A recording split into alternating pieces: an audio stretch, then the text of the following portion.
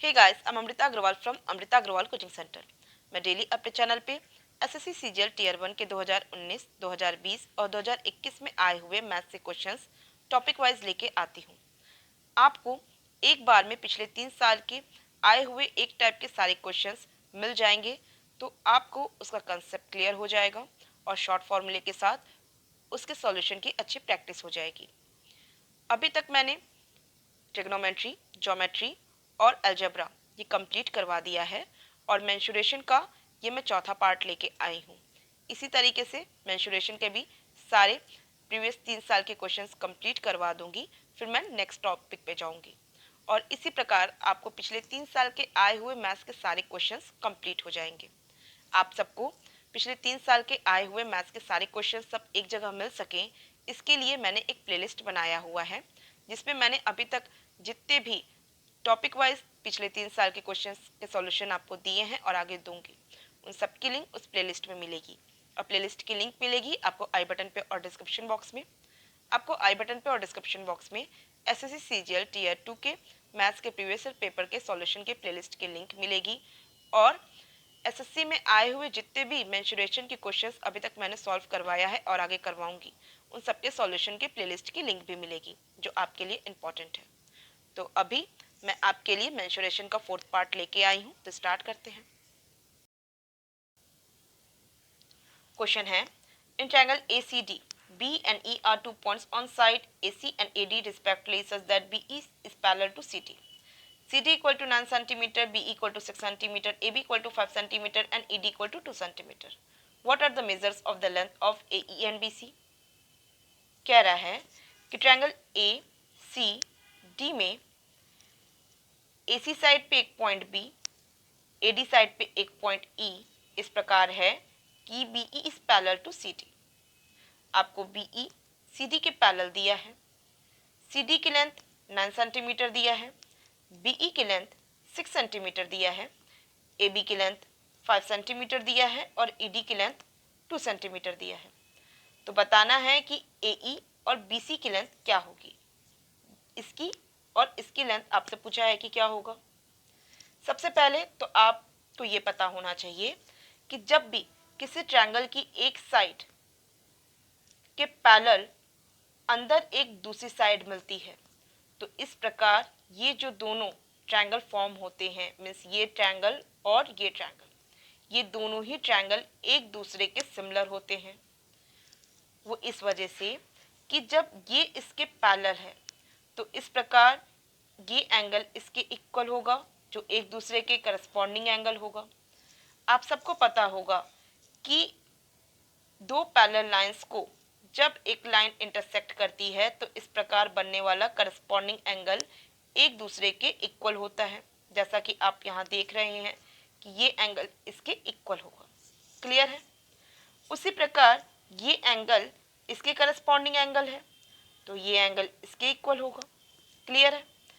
इन दोनों ही ट्रायंगल में ये एंगल कॉमन एंगल है, तो इससे आपको क्या मिला, इससे आपको मिला कि ये ट्रायंगल और ये ट्रायंगल में ये एंगल दोनों ट्रायंगल के लिए कॉमन एंगल है, ये एंगल इसके इक्वल है एंड ये एंगल इसके इक्वल है। इस प्रकार ये दोनों ही ट्रायंगल्स सिमिलर ट्रायंगल हो गए और इस प्रकार इक्वल एंगल के सामने डिनोट करने वाली साइड का रेशियो होगा आपस में equal, means AB upon AC equal होगा AE अपॉन AD के, और ये इक्वल होगा BE अपॉन CD के। क्लियर है। अब यहाँ तो मैं जो फॉर्मूला आपको दिखा रही हूँ ये तो सिर्फ दो सिमिलर ट्रायंगल होने की कंडीशन का फॉर्मूला है, लेकिन ये तो स्पेसिफिक कंडीशन है सिमिलर ट्रायंगल की, जहाँ पे कि एक ट्रायंगल के अंदर ही दूसरा ट्रायंगल सिमिलर बना हुआ है और ये दोनों ही ट्रायंगल का एक एंगल कॉमन एंगल है। तो ऐसे में जब आपको क्वेश्चन बनता है कि एक ट्रायंगल के अंदर दूसरा ट्रायंगल सिमिलर है जिसमें कि ये दोनों ही ट्रायंगल का एक एंगल कॉमन एंगल है, तो ऐसे में ये साइड इसके पैरेलल तो होगी ही, लेकिन साथ में ये जो छोटी साइड है ना, ये साइड इस बड़ी वाले ट्रायंगल की इन दोनों साइड को एक रेशियो में बांट देगी। मीन्स यहाँ पे A B upon B C equal होगा A E upon E D के। यहाँ पे मैं क्लियर शो कर दे रही हूँ, ये ए है, ये बी है, ये ई है, ये सी है और ये डी है। A B upon B C equal होगा A E upon E D.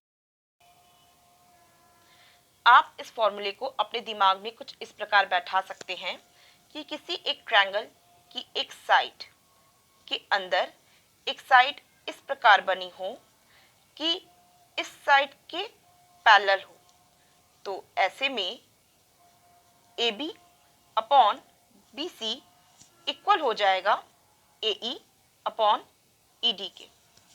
Clear? और क्योंकि ये दोनों साइड्स एक दूसरे के पैरेलल हैं, तो इस प्रकार बनने वाला ये दोनों ट्रायंगल सिमिलर ट्रायंगल होगा। तो आपको A B upon A C equal मिलेगा A E upon A D के, और वो भी इक्वल होगा B E upon C D के। इस तरीके से अगर आप अपने दिमाग में ये फिगर को बैठा लेंगे, तो जब भी आपके एग्जाम में ऐसा कोई क्वेश्चन आएगा जो बहुत ज़्यादा आपके एग्जाम में पूछता है, आप इजीली उसकी वैल्यू फाइंड आउट कर लेंगे। मैंने आपको डीप कंसेप्ट इसलिए दिया कि एक बार कंसेप्ट क्लियर हो जाता है तो इस तरीके से जो शॉर्ट में बनाया हुआ फॉर्मूला है वो आपको दिमाग में अच्छे से बैठ भी जाता है। और जब आपको ये शॉर्ट फॉर्मूला अच्छे से बैठ गया तो आपके एग्जाम में इस पे बेस्ड कितने भी टफ क्वेश्चन आ जाएं, आप उसकी वैल्यू ईजिली बहुत कम टाइम पे फाइंड आउट कर सकते हैं। अब जैसे कि यहाँ पे आपको सी डी की लेंथ 9 सेंटीमीटर दे के रखा है और बी ई की लेंथ 6 सेंटीमीटर दे के रखा है, ए बी की लेंथ आपको 5 सेंटीमीटर दे के रखा है और ई डी की लेंथ 2 सेंटीमीटर दे के रखा है, और आपसे ए ई की लेंथ, ये लेंथ और बी सी की लेंथ मीन्स ये लेंथ पूछा है।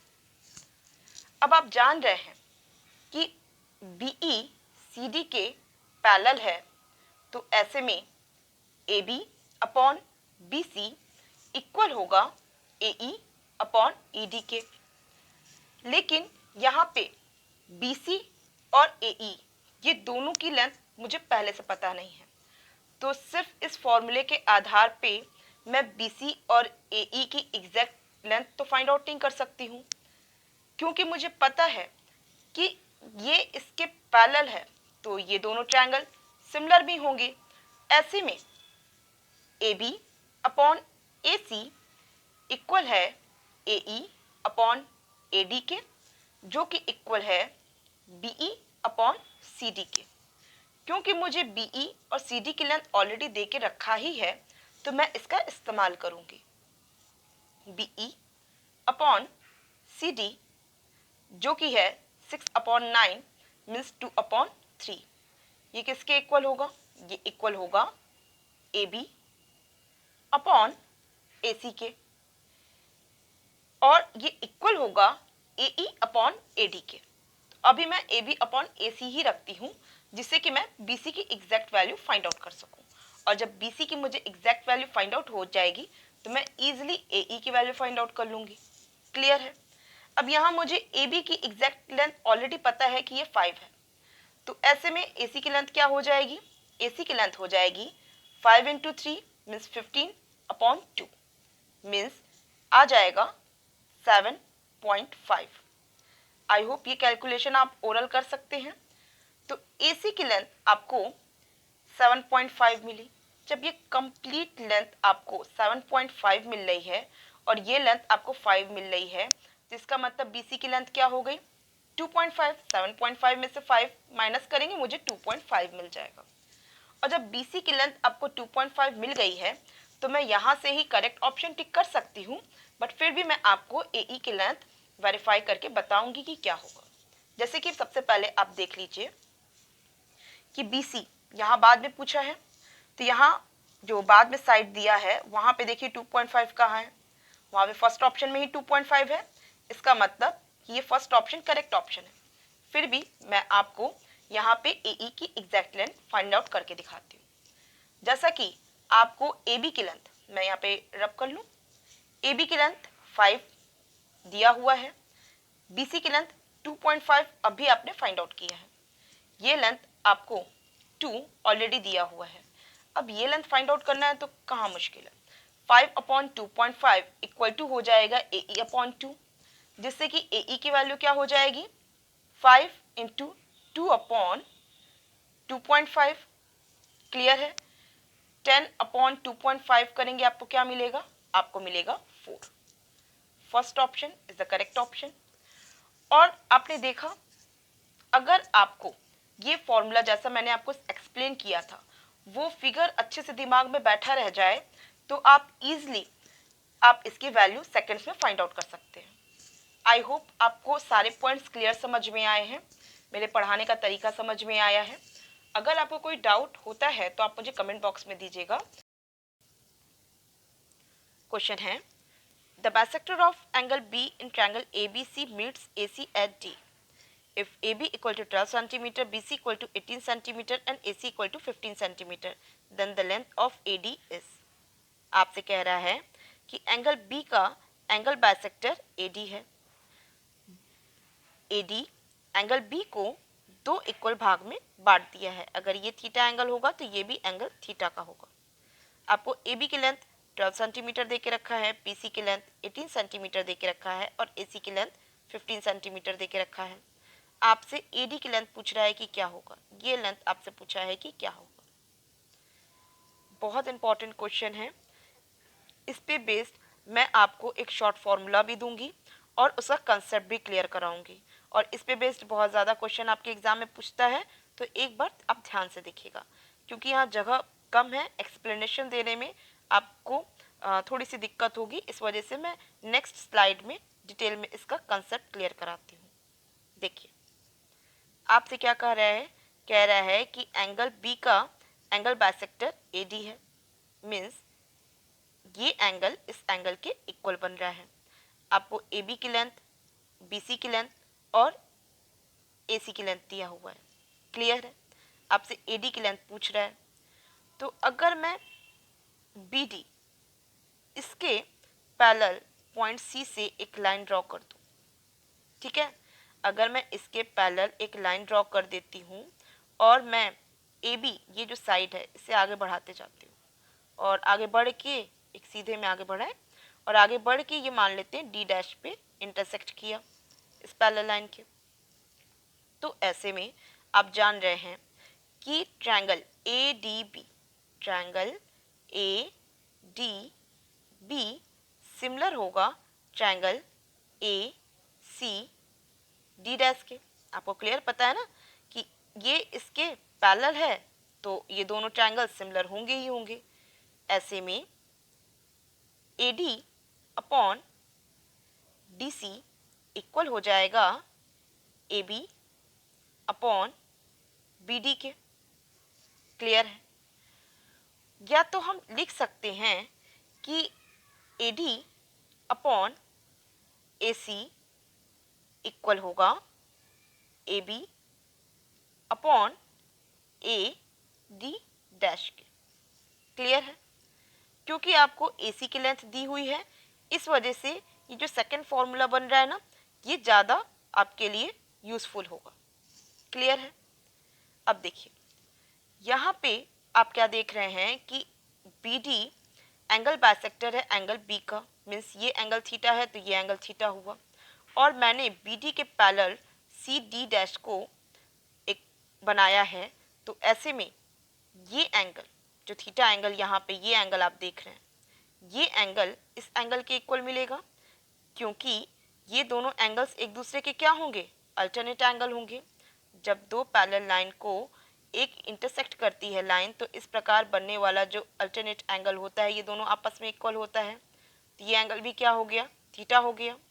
और आपको ये भी पता है कि इस प्रकार दो पैरेलल लाइन को एक लाइन इंटरसेक्ट करती है, तो इस प्रकार बनने वाला जो करस्पॉन्डिंग एंगल होता है वो भी आपस में इक्वल होता है। तो इस प्रकार ये थीटा एंगल है तो ये भी एंगल क्या हो गया, थीटा हो गया। क्लियर? आपको इस तरीके से ये जो ट्रायंगल मिला है, triangle D dash B C, ये कैसा ट्रायंगल मिला? आइसोसेलेस ट्रायंगल मिला, जिसमें कि ये साइड इसके इक्वल होगी क्योंकि ये एंगल इसके इक्वल है। ये मैंने इसलिए किया है क्योंकि मुझे BC की लेंथ 18 दी हुई थी ना, मुझे बताना था कि जो BC की लेंथ 18 है ना, वही BD डैश की लेंथ है, जिससे कि मैं इजीली AD की वैल्यू फाइंड आउट कर सकूं।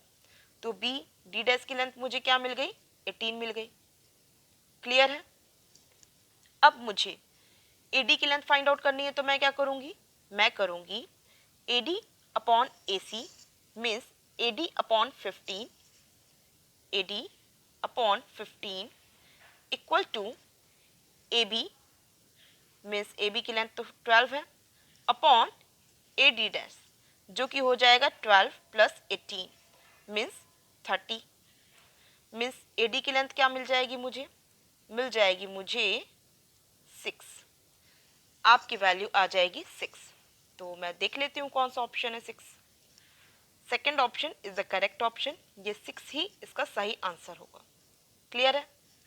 अब इससे एक फॉर्मूला निकलता है, वो ये निकलता है कि जब भी किसी एंगल का एंगल बाइसेक्टर दिया हो तो ऐसे में यहाँ पे ये दोनों जो साइड्स होती हैं इनका जो रेशियो होता है मीन्स AB अपॉन BC, इसका जो रेशियो होता है वो होता है AD अपॉन DC के। कैसे बताया मैंने? जान रहे हैं ना, ये यहाँ पे मैंने पैरेलल किया था जिसमें कि ये साइड इस साइड के इक्वल आई थी और आपको AB अपॉन BD डैश मिला था AD अपॉन DC के। बस एग्जैक्ट मैंने वही किया है, बस BD डैश की जगह मैंने DC लिख दिया है, जिससे कि जब आपके एग्जाम में ये क्वेश्चन आएगा तो आप शॉर्ट तरीके से उसे सॉल्व करेंगे, तो ये तरीका ही अप्लाई करेंगे। आप क्या करेंगे?